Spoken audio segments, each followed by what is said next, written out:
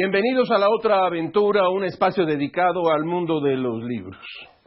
William Osler, considerado uno de los padres de la medicina moderna, dijo que el buen médico trata la enfermedad y el gran médico trata al paciente que tiene la enfermedad. Este médico canadiense, que por cierto murió víctima de la gripa llamada española de 1918, contribuyó a la investigación y métodos de enseñanza de la medicina. Justo en estos tiempos de coronavirus, donde se crean nuevas enfermedades, la medicina muchas veces todavía no sabe cómo enfrentarlas. Los médicos tienen más trabajo que nunca.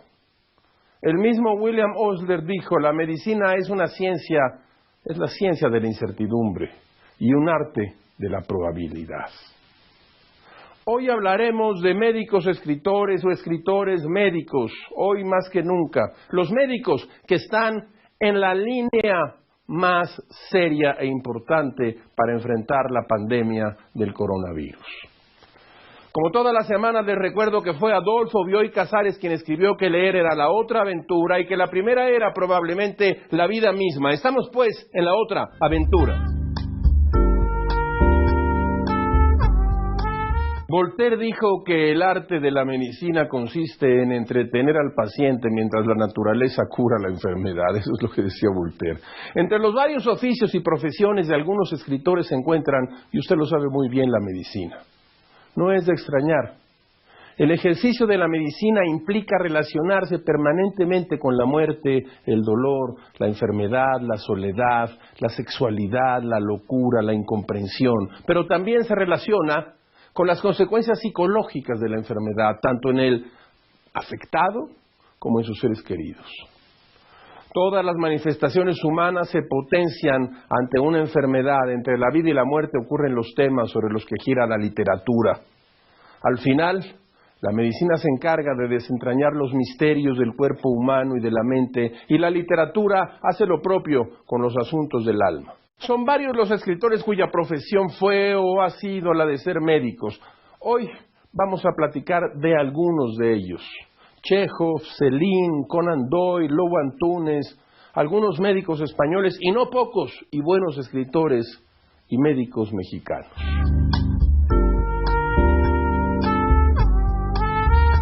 Siempre dije esto, si hay un Dios, responde al nombre de Anton Chekhov.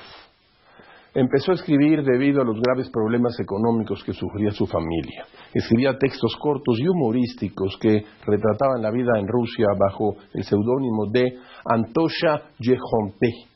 Pero pronto se hizo famoso gracias al retrato fiel de la sociedad de aquel entonces. Chekhov nunca abandonó la medicina y terminó la carrera en el año de 1884.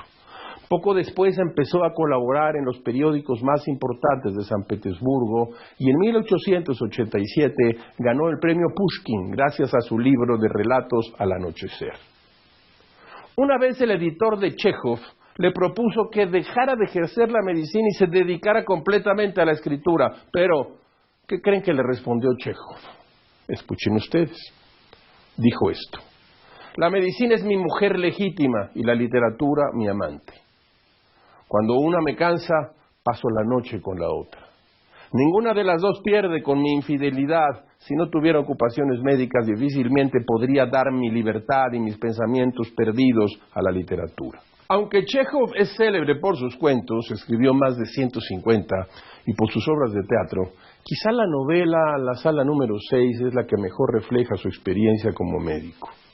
Este breve libro, narra la monótona vida del doctor Andrei Efimych Ragan y su relación con Gromov, uno de sus pacientes psiquiátricos internados en un hospital en un pueblo ruso. El doctor, impotente ante la poca funcionalidad del hospital, decide refugiarse en sus lecturas y en su amistad con Gromov, que se encuentra justamente en la sala número 6. Entre el doctor y su paciente se desarrolla una verdadera e intensa amistad que no es bien vista por otro médico y su amigo Mijail, quienes tomarán decisiones drásticas al respecto. Si no ha leído la sala número 6, yo se la recomiendo. Pero déjenme seguir con Chekhov. Él es considerado como uno de los grandes maestros del realismo ruso. Su aportación al relato breve está marcada por su atención a los detalles y con ello adentrarse en la cotidianidad sombría de la vida de sus personajes. En un prólogo al pabellón número 6, precisamente, el escritor Máximo Gorki escribió lo siguiente: nadie ha comprendido tan clara y sutilmente como Anton Chejov la tragedia de las pequeñeces de la vida. Nadie, hasta él, ha sabido dibujar a los hombres con tan implacable veracidad y cuadros vergonzosos y desalentadores de su vida en el opaco caos de la mezquindad de cada día. Escribió Gorki. Mire, tengo aquí este libro que es solo parte de una serie de libros que ha publicado Páginas de Espuma, que son los cuentos completos de Chejov. En una edición de Paul Biello, no sé si se pronuncia así, puedo asegurarle que es una edición de 4, quizás 5 tomos extraordinarios. Como médico que fue, logró transmitir este Chejov en sus relatos los dolores de sus personajes. Justo en el pabellón número 6 retrató la enfermedad mental, la desgracia de su diagnóstico, el sufrimiento, la incomprensión, los procesos de marginación consecuentes y la opresión. El pabellón número 6, les decía, es una novela corta que Chejov publicó en el año de 1892. El escenario del relato, ya lo estamos hablando, es un hospital rural de la Rusia zarista. Es un lugar sombrío y maloliente, el espacio en donde confinados los enfermos mentales pasan momentos realmente muy difíciles de su vida. Es en una habitación grande, con camas atornilladas al suelo y ventanales de hierro. Anton Chejov. Ahora déjeme que le cuente de otro gran autor que yo leí desde muy joven. Arthur Conan Doyle, otro escritor que estudió la carrera de medicina y que, al igual que Chejov, comenzó a escribir mientras estudiaba. Fue cirujano en un barco ballenero y oftalmólogo. Escribió varias novelas históricas, cuentos de ciencia ficción, teatro y poesía, pero seguramente usted lo recuerda y lo conoce, estoy seguro que así es, como el creador del singular detective Sherlock Holmes. Personaje basado en el médico forense Joseph Bell, quien fuera su profesor a los inicios de su carrera. ¿Y cómo no iba a quedar fascinado Conan Doyle con el doctor Bell? Este doctor tenía un método peculiar para identificar características, enfermedades y hasta la personalidad de sus pacientes. Afirmaba que observar con precisión el modo de caminar, el acento, el movimiento de las manos, la indumentaria de una persona, con todo esto es posible determinar muchas cosas. Solía motivar a sus alumnos a la observación minuciosa y a practicar la deducción lógica para sus carreras e incluso para la vida diaria. Se dice que este doctor Bell apoyó en la investigación de Jack el Destripador y que en su hipótesis final los culpables coincidían con el informe que se elaboró en las oficinas de Scotland Yard, aunque este informe desapareció. Este doctor fue precursor de la medicina forense. Consciente de haber sido el modelo para el personaje de Sherlock Holmes, siempre estuvo al tanto de las aventuras del detective e incluso llegó a prologar uno de los libros de Conan Doyle.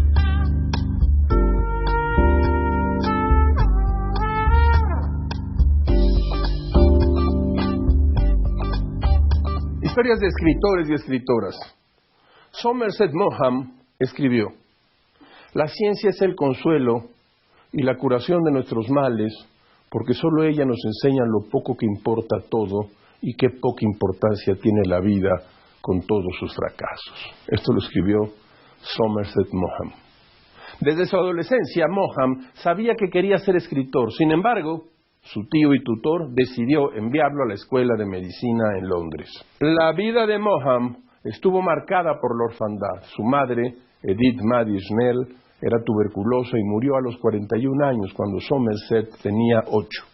Apenas 2 años después, su padre murió de cáncer.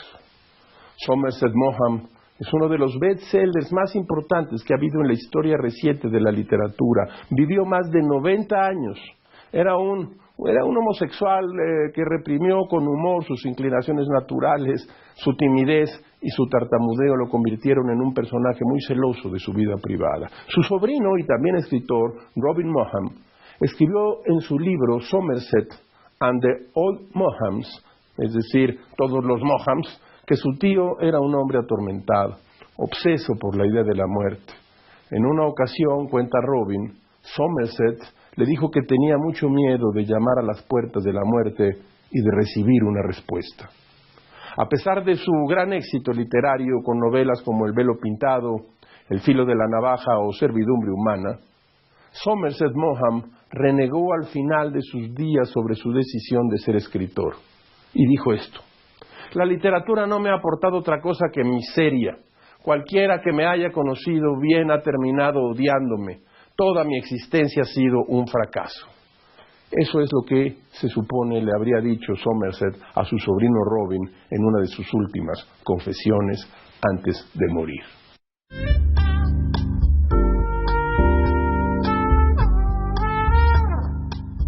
Grandes inicios, citas, pasajes.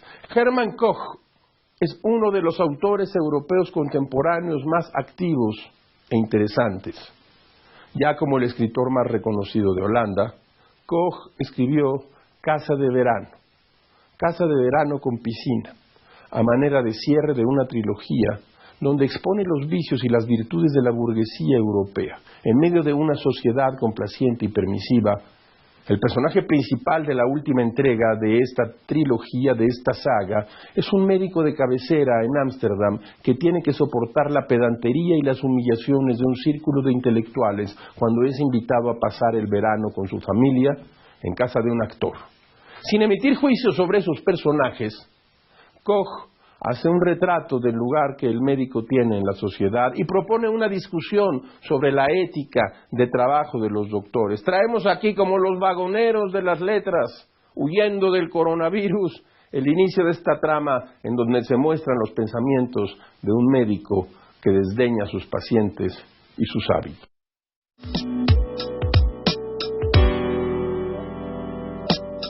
Los pacientes confunden tiempo con atención. Creen que les presto más atención que otros médicos de cabecera, pero lo único que hago es dedicarles más tiempo. En un minuto ya he visto lo que necesito saber. Los 19 restantes los lleno con atención. Con la ilusión de atención, debería decir. Les hago preguntas generales. ¿Qué tal su hijo, hija? ¿Ya duerme mejor?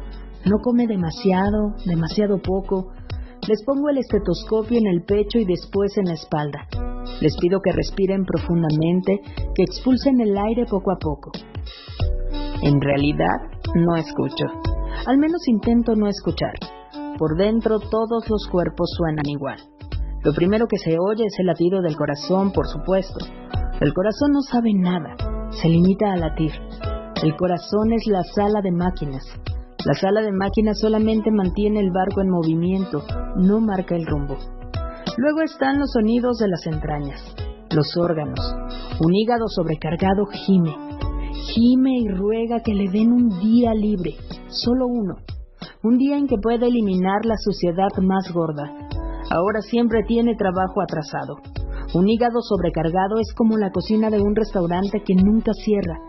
Los platos sucios se acumulan, los lavavajillas funcionan a toda máquina, pero las montañas de platos sucios y ollas con restos de comida pegada no paran de crecer y crecer.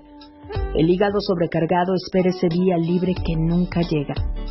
Todas las tardes a las 4:30 o a las 5, a veces incluso antes, pierde la esperanza de que esa jornada haya llegado. Si tiene suerte, solo se trata de cerveza. Entonces pueden dilgar la mayor parte del trabajo a los riñones. Pero siempre habrá quien no se contente con cerveza y se tome algo más. Una ginebra, un vodka, un whisky. Algo que se pueda trincar de un trago. El hígado sobrecargado se resiste, pero al final no aguanta más. Primero se endurece como un neumático demasiado hinchado. Después solo hace falta una pequeña irregularidad en el asfalto para que estalle. Escucho con el estetoscopio, aprieto con el dedo el punto duro justo debajo de la piel. ¿Nota algo? Si aprieto un poco más, estallará aquí mismo, en la consulta, pero no puedo permitirlo. Demasiado lío, sangre a borbotones. Ningún médico de cabecera quiere que se le muera un paciente en la consulta. En casa da lo mismo. en sus propias casas, a medianoche, en sus camas. Si el hígado estalla, ni alcanzan el teléfono. La ambulancia llegaría demasiado tarde de todos modos. Los pacientes van entrando en intervalos de 20 minutos. Mi consulta está en la planta baja.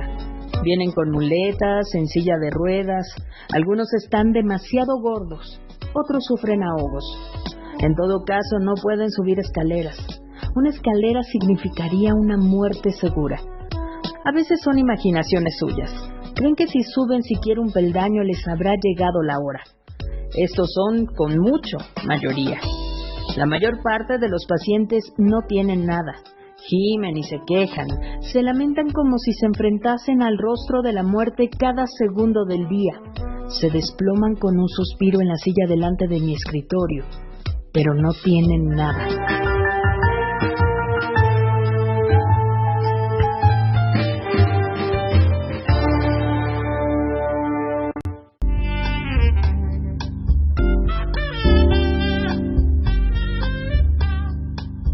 De la mesa de novedades, mire usted lo que tengo aquí. De Grupo Salinas, de ADN 40 y del Círculo Editorial Azteca, que desde hace tiempo impulsa Sofía López, esta colección de clásicos. ¿Cuál es el requisito? Que un autor, un conductor, un miembro de casa haga una brevísima entrada y prólogo a un clásico. Voy solamente a enumerarlos, pero vale la pena que usted los busque. Robinson Crusoe, de Daniel Defoe, prologa y apadrina Pilar Bolívar. Alfaro, de Virginia Woolf, tiene una madrina que se llama Luisa Cantú. El retrato del artista adolescente, de aquí, del de La Voz, Miguel Strogoff, de Julio Verne. Es Antonio Rosique quien hace una entrada. El libro de la selva, de Rudyard Kipling. Miren ustedes, Mónica Castañeda hace la entrada. El maravilloso viaje de Nils Holgersson, de Selma Lagerlöf, y lo hace Alejandra Molina. El retrato de Dorian Gray, de Oscar Wilde, Sergio Sarmiento. La llamada de Tulhu, de Lovecraft, ni más ni menos, y este es el Capi Pérez. El viejo y el mar, de Ernest Hemingway, Benito Taibo. Aquí lo va a ver usted dentro de unos minutos en Los Conspiradores, un magnífico escritor y novelista. La cabaña del tío Tom, de Harriet Beecher Stowe, Tabata Jalil. Cumbres borrascosas, de Emily Brontë, la madrina es Isabel Revuelta. Yo decía de este libro, en el amor las cumbres siempre son borrascosas. 1984, George Orwell, ni más ni menos que Álvaro Cueva. Y Frankenstein, de Mary Shelley, Héctor de Mauleón. He aquí una colección de clásicos que usted debe y puede tener en casa para ir leyendo poco a poco. En estos tiempos en los que al parecer nos sobrará tiempo para estar dentro de nuestras casas. ADN 40, Grupo Salinas y desde luego el Círculo Editorial Azteca. Sofía López, todos estos padrinos y madrinas de clásicos de la literatura. ¿Qué es un clásico? Decía Italo Calvino. Un clásico es un libro que siempre tiene cosas que decir. De la mesa de novedades. Pío Baroja, el escritor español que junto con Ortega y Gasset, Azorín, los hermanos Machado y Valle Inclán formó parte de la llamada generación del 98, nació en 1872 y se doctoró en medicina en 1893. Baroja es recordado por su mal humor. Odiaba la iglesia, el ejército, el nacionalismo, la vida bohemia, el socialismo. Y para todos tenía guardadas reflexiones puntiagudas que dejaban claro su desprecio. El hombre, un ser milimétrico por encima del mono, cuando no un centímetro por debajo del cerdo. Baroja escribió teatro, artículos periodísticos, ensayos y novelas. Dejó la ciencia médica muy joven, tras 2 años de ejercer como médico de espuela en Cestona, mote que recibían en España los médicos rurales. Su carácter y sobre todo su ateísmo lo llevaron a enemistarse con todas las autoridades del pueblo. Baroja encontró su verdadera vocación en las letras. Alguna vez dijo: la claridad en la ciencia es necesaria, pero en la literatura no. Ver con claridad es filosofía. Ver claro en el misterio es literatura.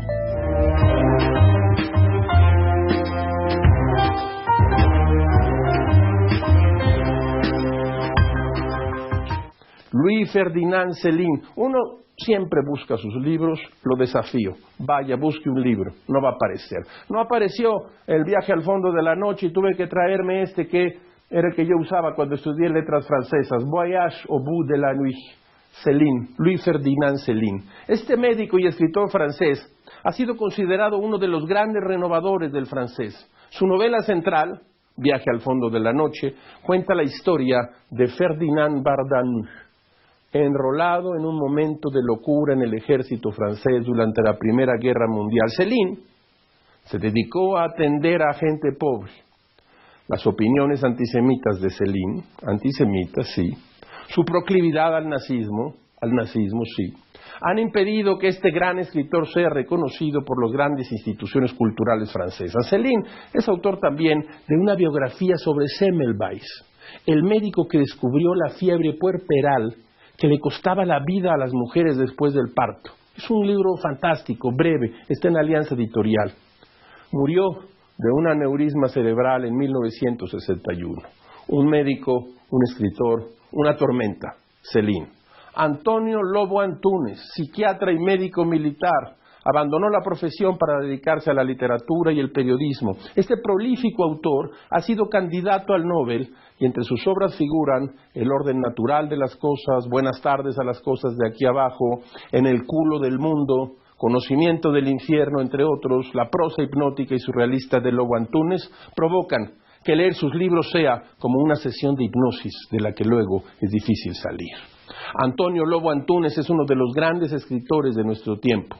La enfermedad y la muerte son parte de su obra de médico y escritor. Yo traigo aquí, por cierto, un libro que es de lo más recomendable, porque son las conversaciones de Lobo Antunes con María Luisa Blanco. Aquí ustedes podrán tener una idea muy clara de la literatura que escribe Antunes. Está publicado en Ciruela. Y luego, mire, traigo aquí esta novedad que acaba de salir, de la naturaleza de los dioses, Antonio Lobo Antunes, que acaba de ser publicado por Random House Mondadori. Ya les he dicho que en México tenemos muy buenos escritores médicos y muy buenos médicos escritores, pero no todos ellos escriben ficción. Mire usted, Francisco González Cruzí es un reconocido patólogo que de joven trabajó en la botica familiar. Nació en la Ciudad de México en el año de 1939 y luego de terminar sus estudios de medicina en la UNAM, emigró a Estados Unidos donde se especializó en patología pediátrica. Ha trabajado como médico, profesor, editor e investigador. Ha escrito varios libros en los que expresa sus experiencias sobre el quehacer profesional y su propia filosofía de la vida. Cruzí afirma que vemos las cosas del mundo a través de un filtro firmado y formado por prejuicios, ideas preconcebidas, deseos, anhelos, ambiciones, recuerdos y miedos, y del mismo modo se observa un cuerpo humano que, siendo una entidad viviente, tiene una estructura y funciones propias, ostenta una apariencia y está dotado de un sexo, pero además interacciona, si se puede decir así, con otros, lo cual genera multitud de imágenes y lazos afectivos. En la visión de Cruzí, la medicina se ejerce correctamente cuando el médico es capaz de analizar todos los elementos que le sean posibles del individuo a tratar. Cruzí tiene libros fascinantes como Notas de un anatomista sobre la naturaleza de las cosas eróticas,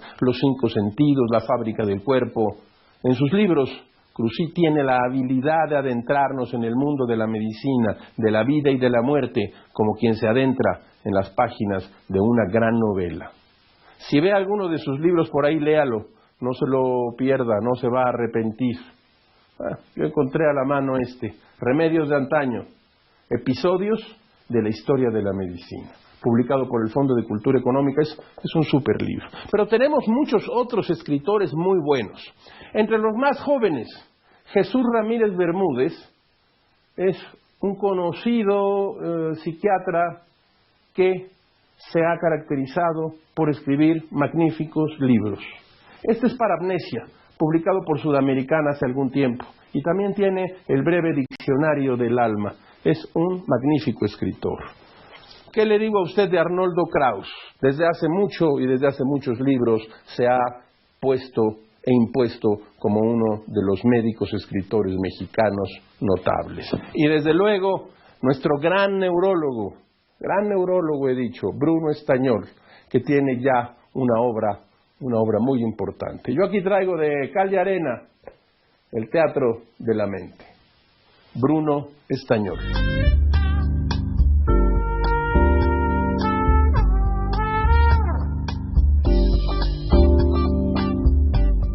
Como todas las semanas, usted encontrará aquí en este espacio una ventana, un escenario por el que van a pasar las frases célebres, la felicidad de esas frases, gajes, aforismos, máximas. Casi todos los médicos tienen sus enfermedades favoritas. Henry Fielding. Llegamos al final de esta emisión y esta aventura. Soy Rafael Pérez Gay y los espero aquí la próxima semana. Abres una puerta y detrás de ella aparece un mundo. Eso es un libro.